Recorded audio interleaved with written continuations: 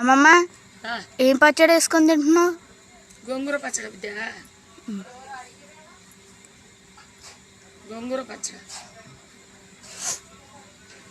Hi అండి అందరికీ, good morning.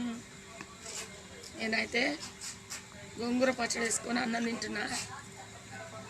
గోంగూర పచ్చడి అయితే పచ్చళ్ళు అయితే పెడుతురు పిల్లలు. గోంగూర పచ్చడి అయితే నేనే పెట్టినా, నా కొలతలతోనే పెడుతురు, చెప్పినట్టు చేస్తురు.